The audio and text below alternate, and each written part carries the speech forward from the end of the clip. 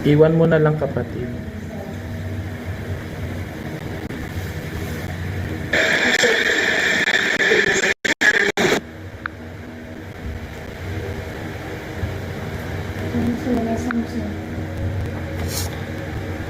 Okay, so good afternoon, my dear friends. Welcome back to My Opinion Matters. How was your day? I hope that your day is great.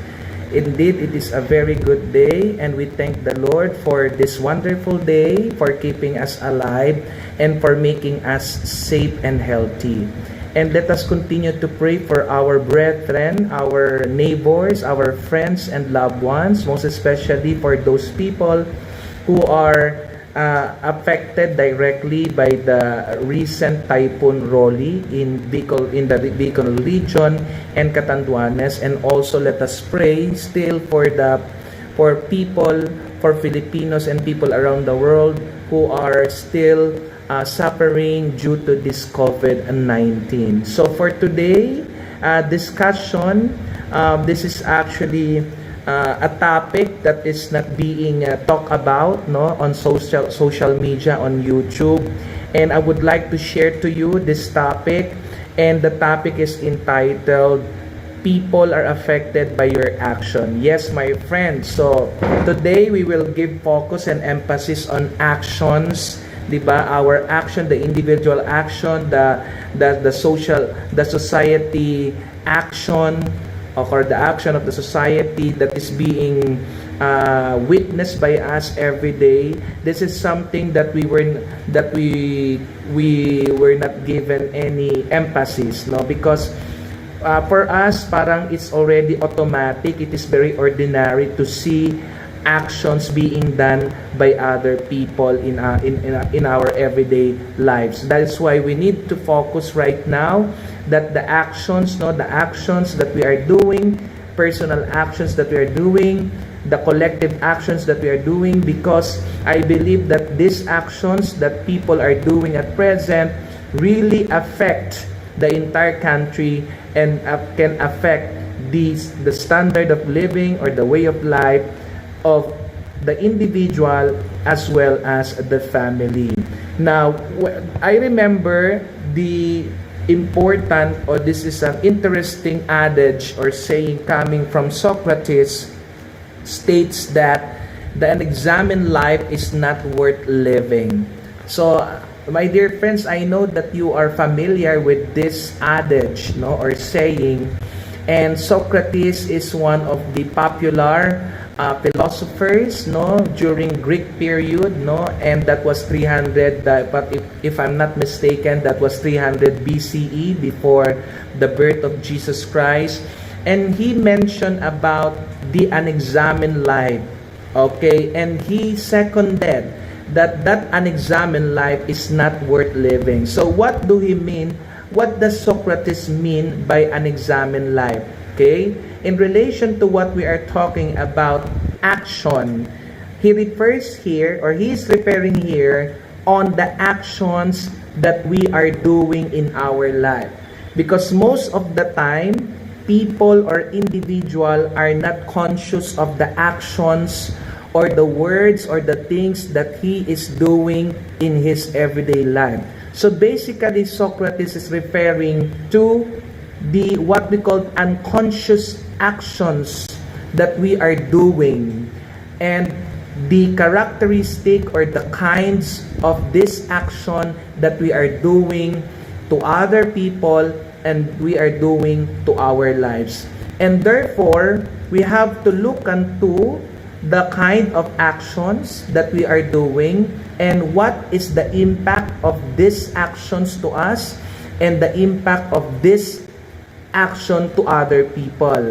Therefore, if the action is good, it is worth living. But if the actions that you are doing every day in your life are actually not good, we can say that those actions are not worth living. So this is what Socrates is saying in this adage. So we need to examine ourselves. We need to examine our life. How do we live our life? What are the actions that we are doing? And who are being affected by the individual action and the social actions that we are doing in our everyday life.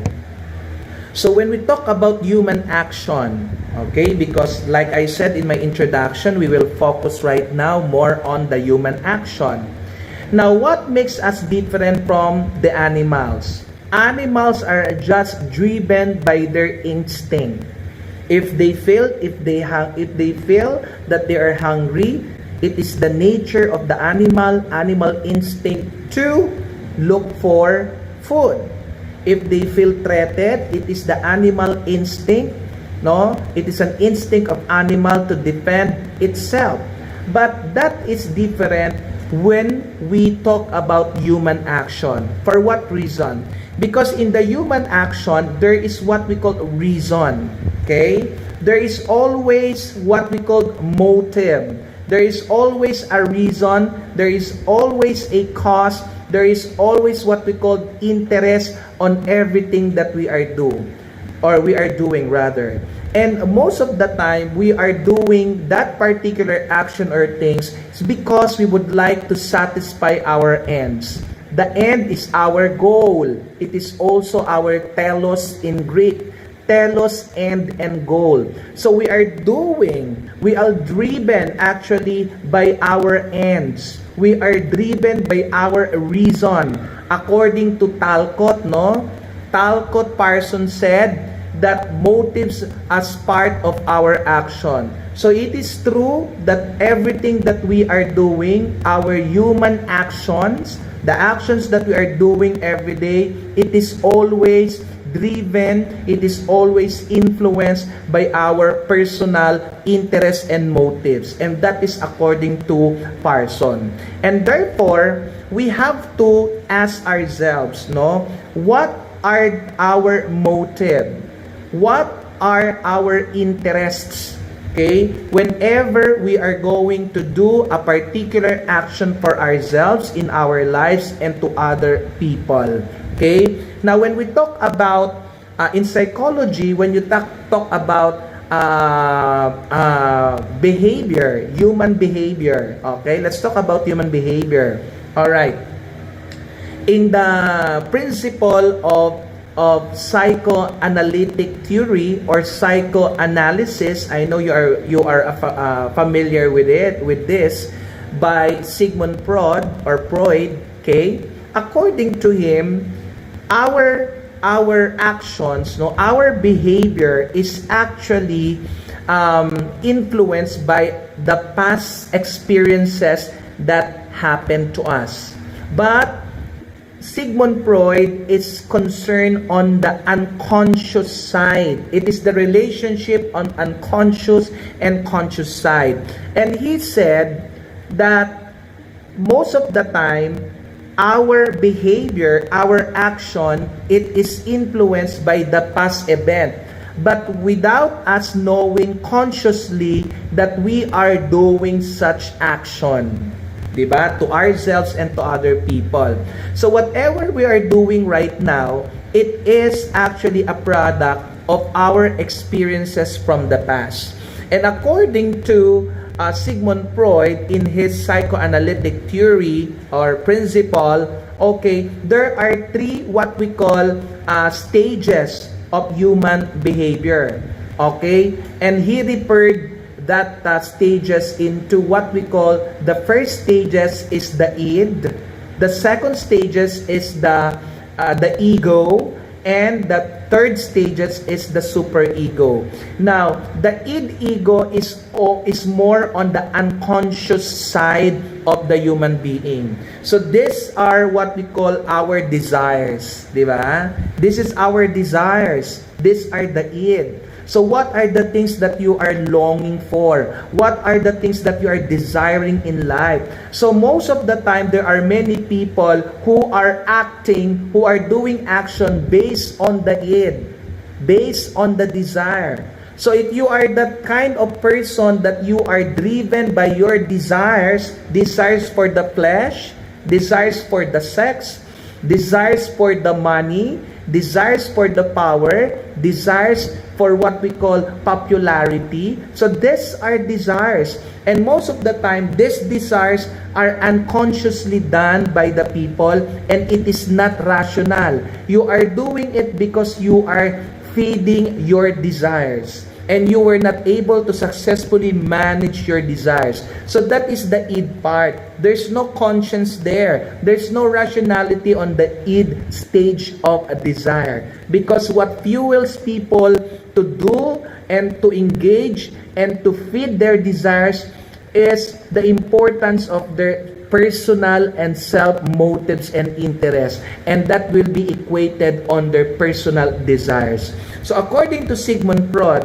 this id stage of a human behavior, okay, in the human development of behavior, is entirely unconscious, okay, entirely unconscious. And it is very important for us to manage and to control the id part of ourselves, of our individuality. Now, the second stage is what we call the ego. Now, the ego here is the rational stage, wherein people has the ability to reason out, the ability to explain, ability to identify what is good and what is bad. So basically, there are many people who are in the what we call ego stage. They are capable of knowing what is good and what is bad. So our action is actually based on our reason of knowing what is good and what is bad. And we are expected as a creation or creator, or yes, as a creation of God, we are actually expected to do good every day. According to Pope Francis, if you remember, even though other people are not good to you, you have to do good for other people. Okay? I know it is not easy to do it, but we have to do it every day, and we need to exercise our ego. The ego is for you. You have to be smart, intelligent, and knowledgeable enough to know what are the things that are good to you and avoid things that are bad to you and for others. Okay? So that is what we call the ego. The last stage is what we call the superego. The superego is what we call the conscience. Okay? It is the soul, it is the spirit, it is the conscience, your heart. It's now talking. Diba? So a person that has a conscience, we expect that that person or those people will always be compassionate, will always show empathy, will always practice social justice, and at the same time will always give and practice love for humanity, for life, and for other people. So conscience is very important, and Sigmund Freud talks more about this conscience, and it resides on our what we call superego. It is the conscience. It is the fulfillment of our individuality, because you are not only using your brain, your mental, your rationality, your reason, you are also using more deepen in your individual. You are using more on your what we call conscience. And a person without conscience is dangerous. Just imagine, there are many politicians, there are many professionals, they are smart and intelligent enough, okay, to run this country. But one thing is lacking among those people. They don't have the heart and the conscience. Okay? That's why in the educational system, in teaching our students, in teaching our children, it is very important that we have to strengthen what we call the social emotional learning skills. Because the SEL, or the social emotional learning skill, these are more important than the intelligence quotient. Okay? We have to strengthen the SEL, the social emotional learning skills, because this will make our students, our children, to be more human. Pagpapakatao, maging tao. And basically, at this moment, in our present situation and the condition that we are in, everyone must, and we are expected to increase our humanity, our human values, focusing on the human core, or the core of human values. And that is actually based on love, respect, social justice, compassion, and empathy for human beings and also the environment. Alright? Now, in the biblical perspective, when you talk about religion, so what can religion, or what does religion say about human action? Now in Matthew chapter 15 verse 18, this is what you're going to read. But the things that come out of the mouth come from the heart, and these things defile a man. So this means that our conscience, okay, whatever the conscience, that's very important, the conscience that are inside our heart, the conscience that are part of our soul, that is very important for us as a human being. It is the heart that will tell you what kind of person you are. Okay?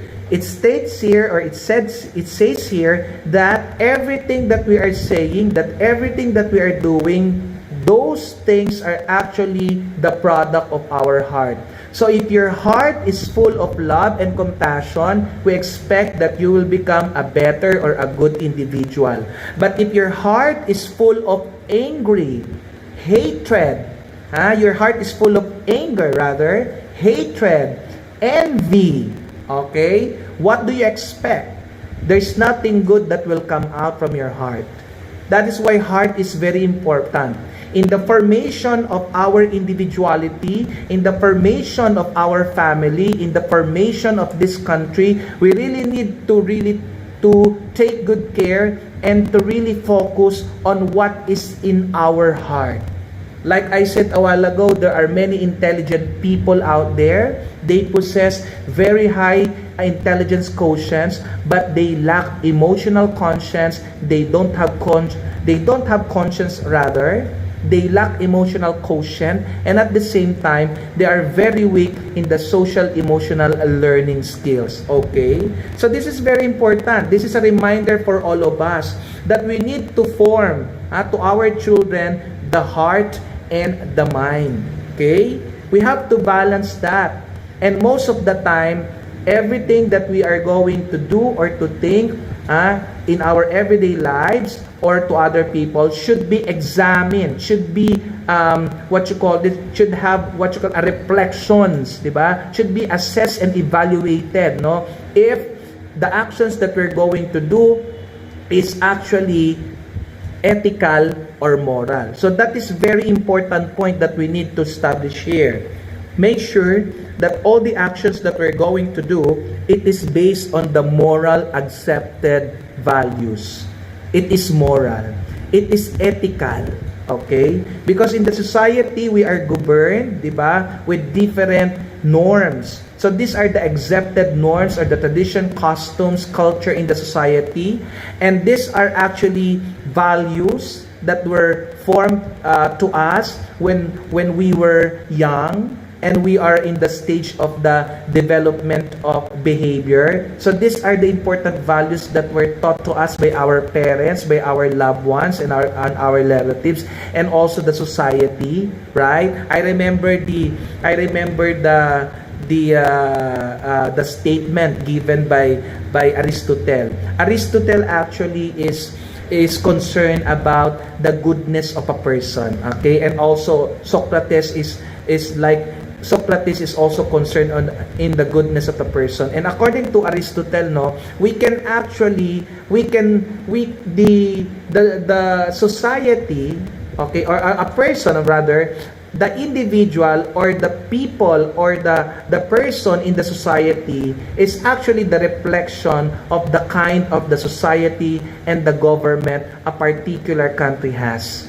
Okay? See? So meaning, if you want to know what kind of people are living in a particular country or society, okay, these people are actually the product of the government and the product of the society. Therefore, if the society or the government is despotic, is bad, you can expect that the people will also have the same reputation. Okay? That is why it's very important, no? Individual action, okay, excuse me, individual action, if all the actions of every individual will be collated, will be merged together, okay, we can see what we call the social action, okay, and that is very important. All right, so what do we mean by social action? A while ago, we just focused on the individual action, but this time, all the what you call this, all the individual action, if all these things will be put together, you will see the social action. Okay, it is a collective. It's a collective. What you call this? A collective behavior of the individual.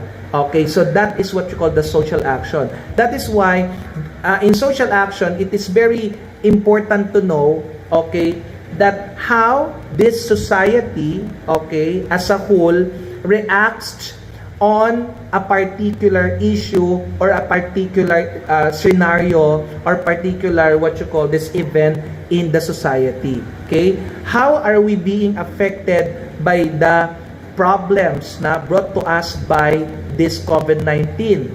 How are we being affected by the laws that the government are implementing right now? So these are very important questions about social action, because in the social actions, my action as individual, your action as individual, if we put together all our actions, we can actually affect change, okay, to this country. But the question is, how will you do it? And what kind of change you are actually talking or longing about? Like I said a while ago, every individual, we are driven and inspired and influenced by our individual and personal actions. Now the question is, okay, by personal motives. Now the question is, what kind of motives do you have? Is your motive morally correct, ethically correct, or your motive is not morally upright? It is not what you call positive, will create positive environment. So the question here, anong motibo mo? What is actually your interest and what is your motive for your action? So this is something that we need to know. Kasi there are many Filipinos right now, there are many people right now, I understand that they want to have changes in the society. They are actually clamoring for changes or change in the government. But the question is, how will you do it? What kind of action you will do? If you are going to do action that will destroy the entire society and that will affect many lives of the Filipino, that is not a justifiable action. There is a saying, no? The end does not justify the means. Okay? So destroying the society, destroying the government, okay, that is already a problem. And then you are going to create another problem that will change that problem. So that is not how it should be. If we would like to affect change, if we would like to clamor for a change, we have to do it in a proper manner. Okay? There are some people who are doing civil disobedience. For example, what is happening right now in America, many people, the supporters of Trump are actually protesting and they would like to stop the counting of the remaining ballots. So meaning, there is what you call protests in America, and for the reason that Trump, okay, in his statement and pronouncement in the interview, he said that there are what you call illegal. The term is not according to the rules, okay, not according to what is the truth. Meaning there are, according to Trump, allegedly, there are ballots who were not counted well. So, in short, there is what we call irregularities. Okay? According to Trump, in his statement that I watched the other day, okay, in the CNN news. So, according to Trump, no, the election that was happened last time in America is not clean because there are different irregularities. But the question is, where are your evidences to support your claim? Now, when you talk about politics, okay, when you talk about the court or the laws, no, of the court, evidence are very important. Now, if your claim of what you're saying is not backed up by evidence, that will be hearsay. All right? But look at the implication. There are many supporters of Trump who are already protesting, and they're clamoring to stop the counting of the ballot. So we can see right now, okay, the individual and the social action, okay? So if those people are really what you call literate, no, they are well educated, if they are conscious of their action, they will not do that, okay?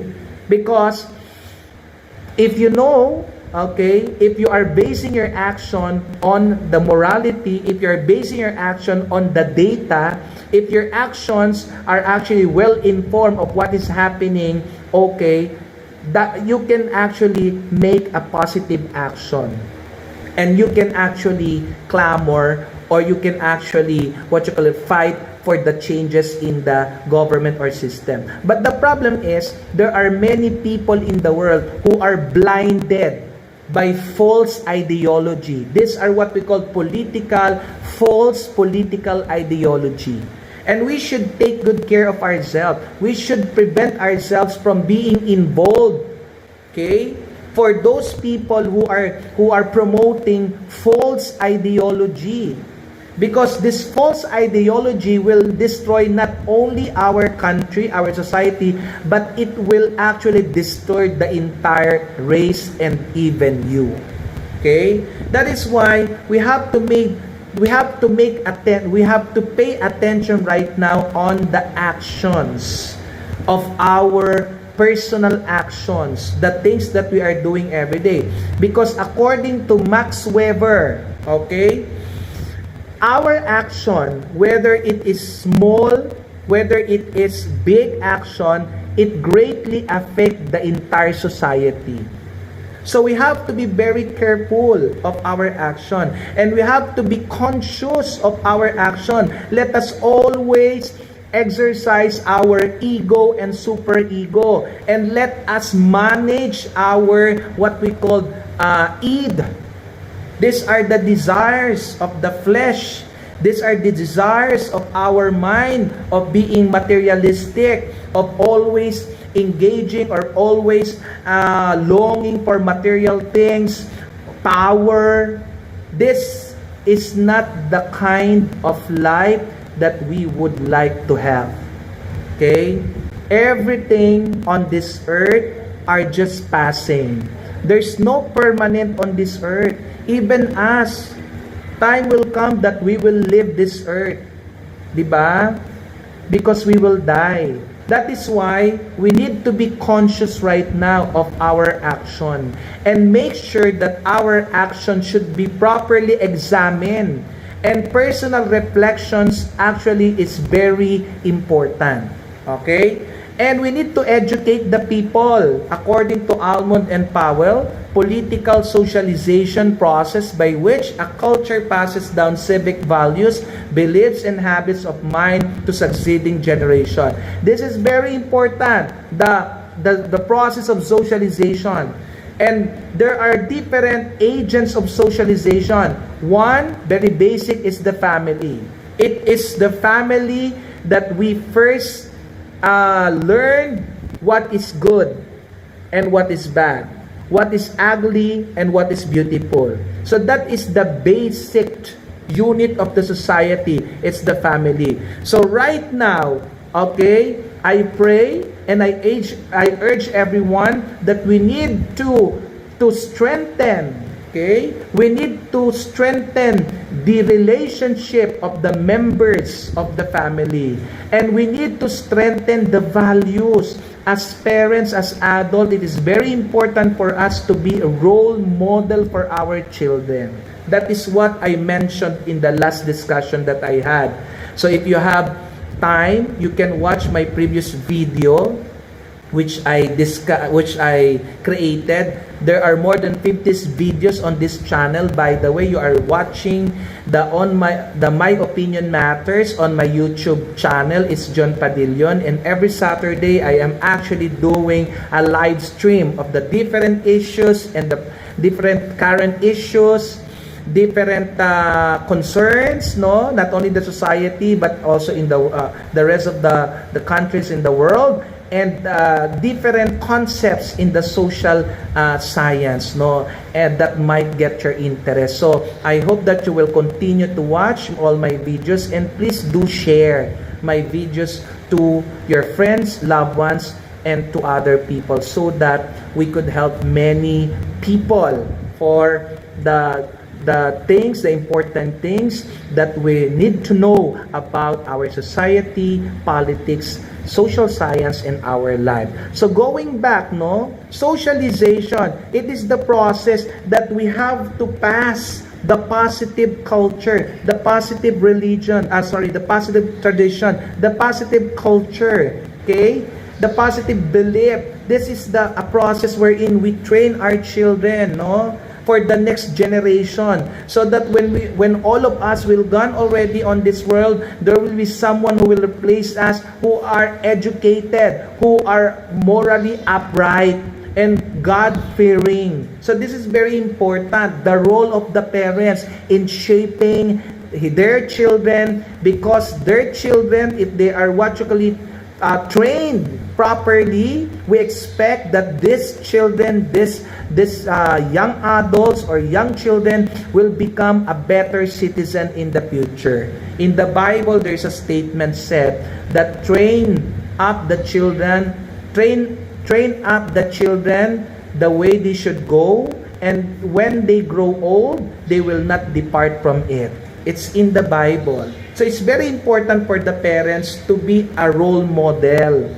Come on, you have to be a role model. So your children are actually expecting too much from you. So you should not fail your children. Increase the love, increase your support and your love for your children, and at the same time, you have to really teach them well. More importantly, in terms of values education. But what is happening right now in our country, sad to say, sometimes the most scandalous, di ba? The most scandalous things happened in the family. And I do not want to blatantly tell to you what are those examples. Di ba? So sometimes the family is broken. And in psychology, most of these children who are having conflict with the laws are product of broken family. See? So we need to really strengthen and nurture the positive relationship of people, of the members of the family. And it will be helpful if all of us, no, will we will foster and promote love, respect, compassion, and empathy in our family. Okay? Now, according to Charles Horton Cooley, the role of the family as primary group in shaping the ideas, beliefs, values, and self of an individual. So this is the evidence for everything that I have discussed a while ago. The role of the family in the society as the basic unit of the society, as an important social agent or the agent of society. That is the family, because everything starts in the family. All right. And my friends, thank you very much for joining the discussion for today. I hope I was able to give you some important notes or points, and I was able to help you to reflect on the important points that I have shared to you. I pray to God that all who are watching right now will be blessed, and God will give you material possession, and God will give you more blessings and will make you healthy and strong every day. Always remember, my dear friends, okay, before I let you go, Thank you very much for my subscribers for always supporting this channel. And thank you very much for sharing and subscribing on this channel. It's John Padillon. That's the name of my YouTube channel. Thank you, and always remember, my dear friends, no matter how life difficult is, do not forget that God alone is enough. Solo Dios basta. And that is according to Saint Therese. So, thank you very much for watching. I'll see you again next Saturday here on My Opinion Matters. Thank you.